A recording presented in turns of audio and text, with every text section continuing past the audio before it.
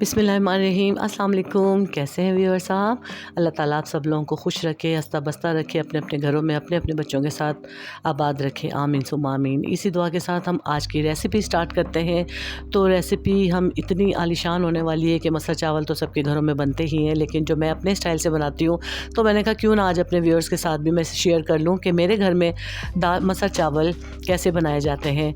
तो ये बड़ी बड़ी प्यारी और बड़ी मज़ेदार डिश है। ये हर घर में ही बनती है, लेकिन जिस तरह मैं बनाती हूँ तो मैंने कहा चलो मैं आज आप लोगों को भी दिखाती हूँ कि मैं मसर कैसे बनाती हूँ। तो ये जी मैंने ले लिए थे एक पाव मसर ले लिए थे। हमने इसको साफ़ कर लिया, अच्छी तरह धो के इसको 15-20 मिनट के लिए भिगो दिए थे। फिर उसको अच्छी तरह साफ़ करके मैंने इसको डाल दिया है कुकर में बड़े मज़ेदार ये बनते हैं, बड़े यमी से बनते हैं। और उसमें फिर हमने डाल दिए थी जी 2 टीस्पून अदरक लहसुन की, एक टमाटर अगर आप नहीं डालते तो नहीं डालिएगा, लेकिन ये कि मैं डाल लेती हूँ, इससे ज़रा टेस्ट और बढ़ जाता है। उसके बाद जी बेसिक से मसाले हैं जो हमने वही डालने हैं, जो आम रोज़मर्रा खानों में हमारे मसाले जो डलते हैं मैं वही डालूँगी, इससे ज़्यादा कुछ और नहीं। तो मैंने डाल दी थी जी 1 चम्मच भर के लाल मिर्चों का पाउडर, हाफ़ टी स्पून हल्दी डाली थी, और 1 चम्मच भरकर मैंने लाल मिर्चों का पाउडर डाल दिया था। और उसके बाद मैंने इसमें डाल दिया था जी नमक आप अपने टेस्ट के मुताबिक भी ले सकते हैं। नमक मैंने डाल दिया था इसके अंदर, 1 चम्मच भर के नमक डाल दिया था। और उसके साथ मैंने फिर इसमें डाला है जी 1 चम्मच के करीब अजीनोमोटो। इससे ज़रा टेस्ट इतना प्यारा आ जाता है कि एक बार आप इस तरह बनाएंगे तो आप वाकई ही कहेंगे कि वाकई ही मसर बने हैं। लेकिन अब हर कोई अपने स्टाइल से बनाता है, लेकिन मैं मेरे स्टाइल से बनाओगे आप तो फिर आप ज़रूर बताइएगा कि आपको ये मसर बनाकर कैसा मज़ा आया, कैसा टेस्टी ये बनते हैं।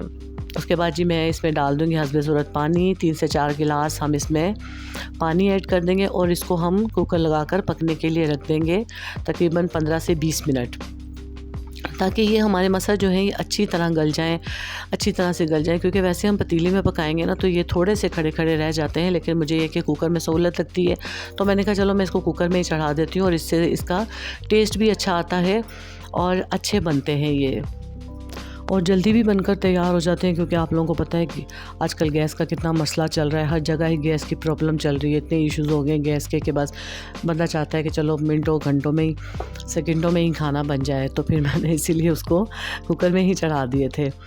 तो ये जी देखिए हमने 15-20 मिनट के बाद हमने अपना कुकर का ढक्कन खोला है। इसके बाद ये देखिएगा आप हमारे ये देखें कितने मज़ेदार से ऐसे घुटे घुटे से ये बन जाते हैं कि ये खाने में भी बड़े टेस्टी लगते हैं। ऐसे लगता है जैसे क्रीमी टेक्सचर आ जाता है इसके अंदर। तो ये जी देखिए मैंने डोई से इसको घुमाया है तो ये बड़े मज़ेदार से यमी से बन गए हैं। मुझे इसमें एक्स्ट्रा और कोई पानी वाली डालने की ज़रूरत नहीं पड़ी। और दूसरी तरफ मैं आपको दिखा रही हूँ जी, इसके साथ ही हमने फिर बना लिए थे बघारे चावल बना लिए थे कि हमने इसमें लिया था हस्बे ज़रूरत कुकिंग ऑयल लिया है। उसके बाद हमने एक छोटी दरमियाने साइज़ की प्याज ली है, वो इसके अंदर हम डाल देंगे। इसको थोड़ा गोल्डन ब्राउन होने तक इसको फ्राई करेंगे। तो इसके साथ ज़ीरा राइस भी बना लें, इसके साथ बॉयल राइस भी बना लें, इसके साथ जो दिल करे आपका। राइस के साथ ये मसर चावल तो आपको पता है मसर चावल का ही एक कॉम्बिनेशन है, तो फिर इसलिए रोटी के साथ भी खाते हैं लोग। लेकिन ये कि मेरे घर में जो है ना चावलों के साथ पसंद किया जाता है। अगर किसी ने रोटी खानी होती तो इंसान रोटी भी बना लेता है, लेकिन मैंने इसके साथ चावल ही बना लिए थे। तो उसके साथ मेरे पास चावल थे जी 3 पाव के करीब चावल थे मेरे, तो इसीलिए मैंने इसके अंदर 3 प्याली चावल थे तो मेरे पास मैंने इसके अंदर डाल दिए थे नाप कर 6 प्याली पानी। और उसके साथ मैंने इसमें हस्बे ज़रूरत नमक डाल दिया था। जैसे ही हमारा प्याज गोल्डन हुआ हमने पानी डाला है। पानी डालने के बाद जैसे ही इसमें एक उबाल आया उसके अंदर हमने राइस डाल दिए हैं।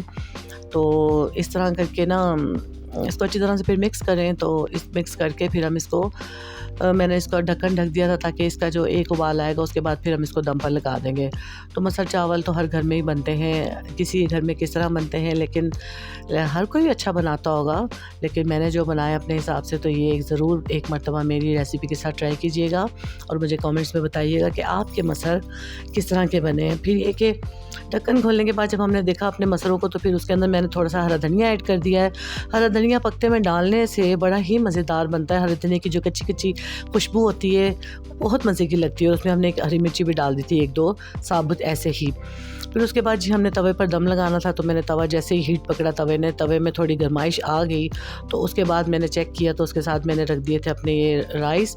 ये देखें राइस मैंने इसको तवे पे रखने का मकसद ये होता है कि फिर अच्छे खिले चावल बन जाते हैं।